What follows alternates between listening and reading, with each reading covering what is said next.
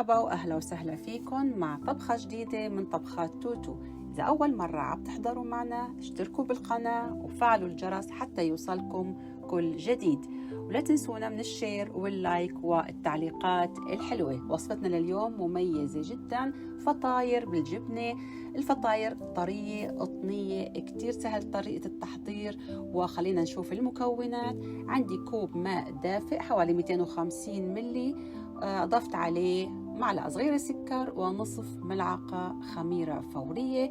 بنخليهم يتفاعلوا وبعدين بنبدأ نحضر العجينة في وعاء العجانة أو ممكن تعجني على إيدك. نضع الخميرة عليها بياض بيضة، نصف كوب من الزبادي طبعا بحرارة المطبخ، لازم يكون المكونات كلها.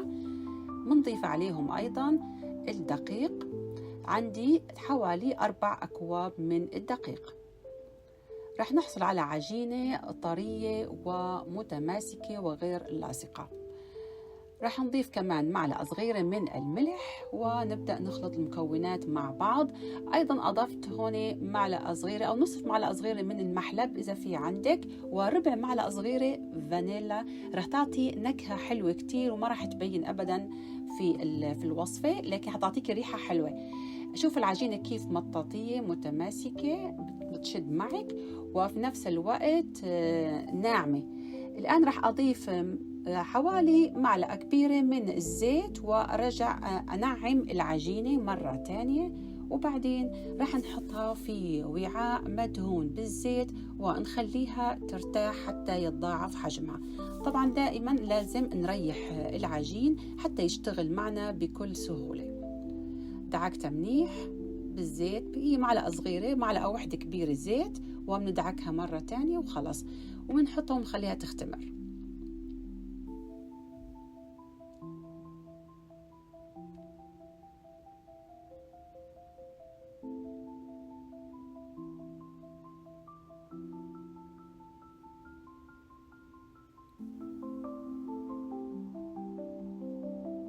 بالنسبة للحشوة في عندي جبنة بيضة أضفت عليها جبنة مونتيري جاك. فيك تضيفي أشقوان، فيك تستخدمي أي نوع جبنة بتحبيه.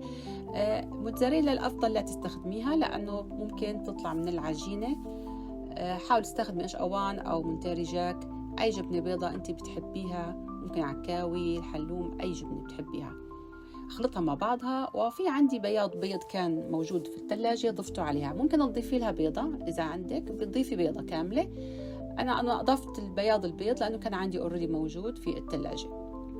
الآن بدي أقطع العجين حوالي 16 قطعة، وطبعا إذا قطعتيه 14 هتبقى القطعة كبيرة شوي، فحسيت إنه 16 قطعة بتكون مناسبة.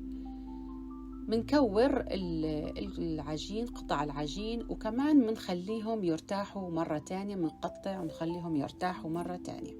دائما منريح العجين تيفرد معنا بكل سهولة.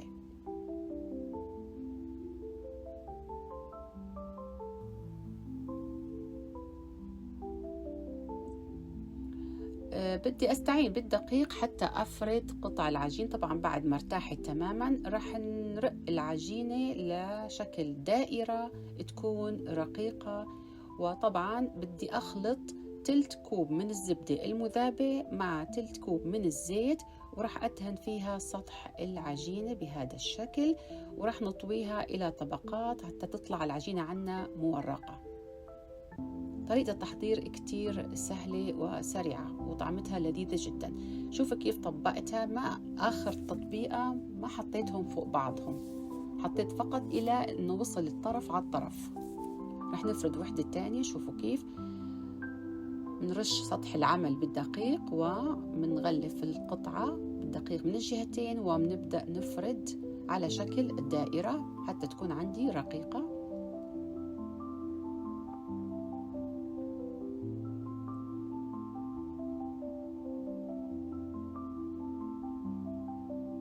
لقيت استخدام هاي الأداة أسهل بكتير من الشوبك.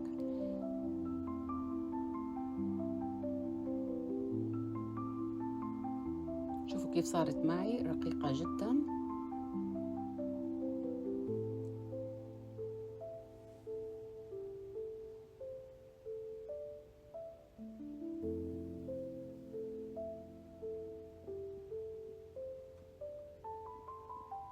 ندهنها بخليط الزيت والزبدة، رح تعطيني التوريق بشكل حلو، وبنطويها على بعضها مثل ما شايفين طبقات، وبندهن كمان الطبقات.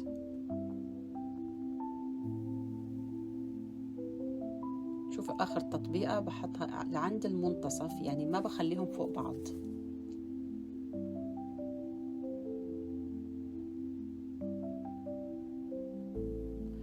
كمان بنريح العجين. الآن رح آخذ القطعة اللي طبقتها ورح أفردها على شكل مستطيل، أمدها شوي ببساطة هيك شوي شوي وعلى شكل مستطيل. ورح ناخذ بعدين حشوة الجبنة. طبعا أنا حشوة الجبنة بعد ما خلطها قسمتها إلى 16 قطعة بالتساوي حتى أتأكد إنه القطعة كلها تكون نفس كمية الحشوة متساوية. بنتني الطرفين ومنلفها على شكل رول. رح نعمل وحدة تانية، شوفوا معنا رح نمدها على شكل مستطيل، تفرد معك ببساطة لأنها مرتاحة طبعا العجينة. وسعها شوي وبمدها شوي، صار عندي شكل مستطيل. محافظة على الطبقات، بنضع الحشوة، بنسكر الأطراف،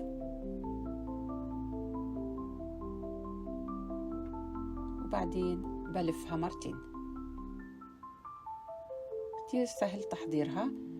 طبعا بهالمرحلة الآن نرجع منخليها ترتاح، بنغطيها ومنخليها ترتاح، ومنسخن الفرن على حرارة 425 فهرنهايت.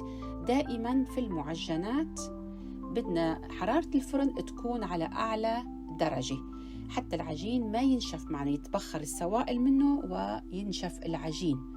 فخلوا بالكم من هاي النقطة. سخنوا أنا سخنت الفرن من الأسفل فقط على حرارة 425 وغطيتهم الآن وارتاحوا تماما. أخذت صفار البيضة اللي استخدمت البياض فيه بالعجينة، وضعت عليه حليب وباقي الزيت والزبدة اللي زاد من التوريق، خلطته مع صفار البيضة والحليب، وأضفت شوية ربع معلقة صغيرة من الخل. ورح ندهن الآن قطع العجين اللي عندي بشكل كامل، ومنزينهم، منرش عليهم سمسم، حبة بركة أو حسب الرغبة.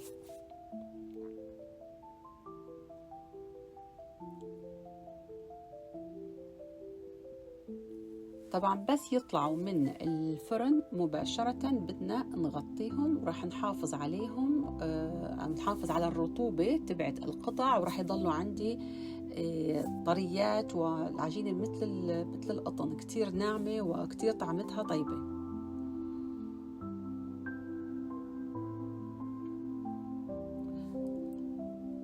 دائما المعجنات نخليهم على حرارة عالية، وأخذوا معي في الخبز حوالي من 10 ل 12 دقيقة، مو أكتر من هيك، وممكن حتى أقل إذا كان فرنك أحمى، حسب كل شخص الفرن اللي عنده درجة حرارته. لكن سخني أنتي على أعلى حرارة. شوفوا منظرهم ما أحلى، كيف نافخين وكتير طعمتهم طيبة. غطيتهم مباشرة.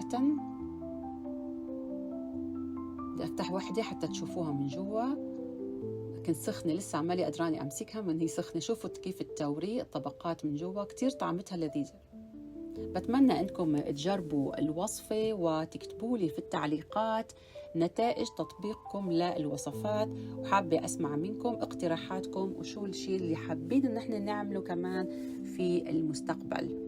لا تنسونا من الشير واللايك والتعليقات الحلوة، وشكرا لكم على المتابعة.